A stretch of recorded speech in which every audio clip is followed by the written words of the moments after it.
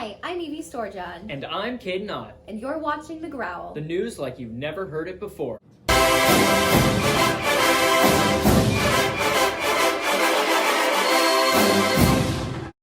For news briefs, the Blair High School Band went to the 53rd Annual Applejack Parade, where local high school bands go and compete for who's best in a parade of nonstop music.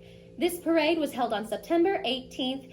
Blair High School received first place at the competition. Way to go!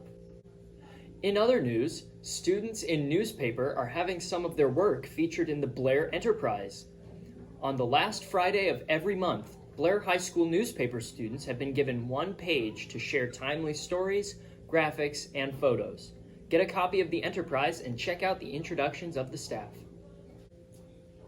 The new cell phone policy is stricter than in previous years. Some students are upset about the severity of the 3-strike policy. Strike 1, your phone gets taken for 2 weeks. Strike 2, your phone gets taken for the semester. And then for strike 3, your phone is gone for the rest of the year. We sent Carter Lau out to go and get the full story. The new cell phone policies got students riled up, so I went and got some interviews on students' thoughts on the matter, and then talked to Gutchow afterwards. All right, what do you think about the cell phone policy? Well, for some parts of, school, I've forgotten my phone in classrooms, so that could be a problem, but otherwise I feel like it works to keep you off your phone in class. All right, cool. All right, what are your thoughts on the cell phone policy? I like it. Okay, sounds good. Thank you. I think it comes in handy and it comes not in handy. I mean, there's people that want to talk to family members and, just kind of hang out and talk to friends. But then I also think the cell phone policy is not worthy because we're here at school to learn and not to be on our phones. Cool, thanks. What are your thoughts on the cell phone policy? I fully agree with it. Everywhere I've taught for many years before when we've had cell phones, I have always had a pocket chart. It helps students to stay focused. All right, thank you. All right, what do you think of the cell phone policy? It's all right, I guess. All right. How has the phone policy changed from last year, and why do you think the policy has become more severe in terms of consequences with the 3-strike policy? Well, first of all, I don't think it's a severe consequence. If you're going to abuse the system, then the accountability is there. So obviously, as I tell everybody, you get to use your phones for 54 minutes a day, free. Don't even worry about anything. So the first offense, when you can use it, is 10 days loss of your phone privilege.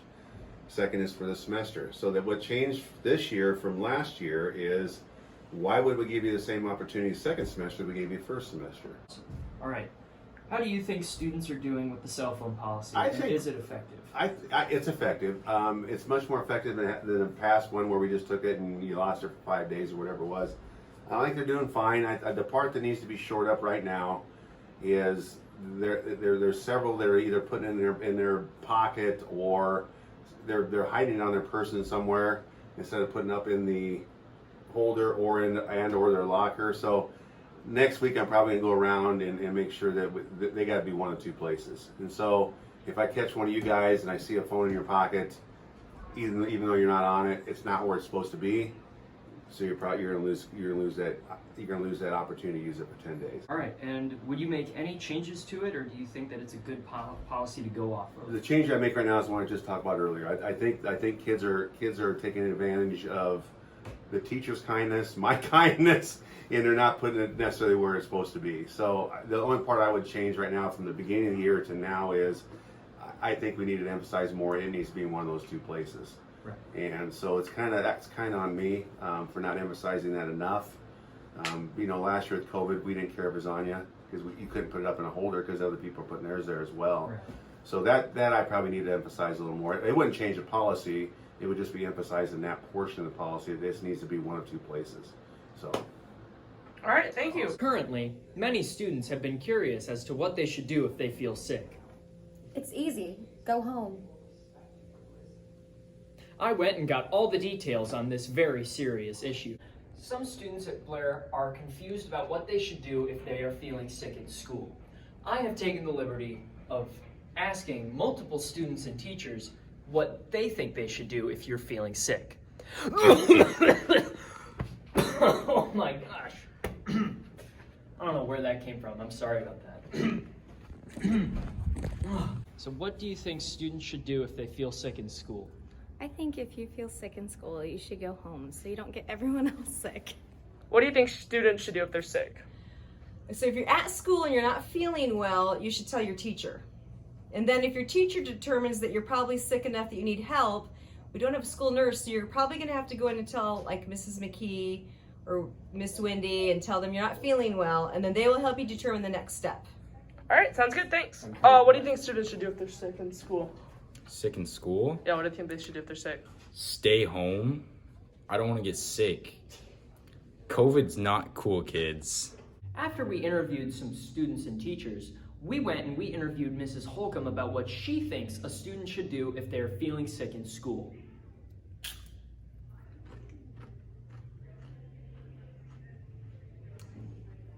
I can't really taste these all that much, Carter. Can you try them out? I don't know. No, This no, tastes no, kind of no, funny no. to me. Here.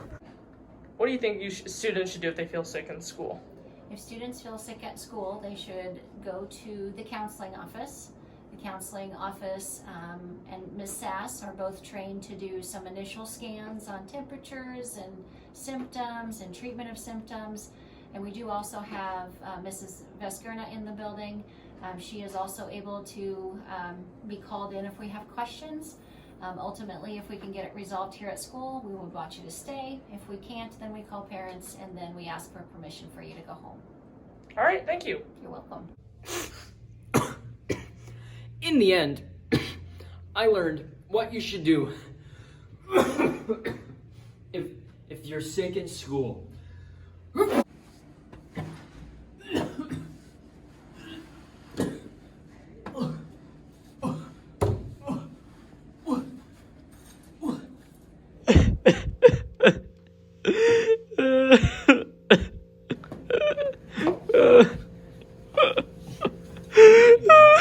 And that's it for this episode of The Growl. Tune in next time for the latest news at Blair High School.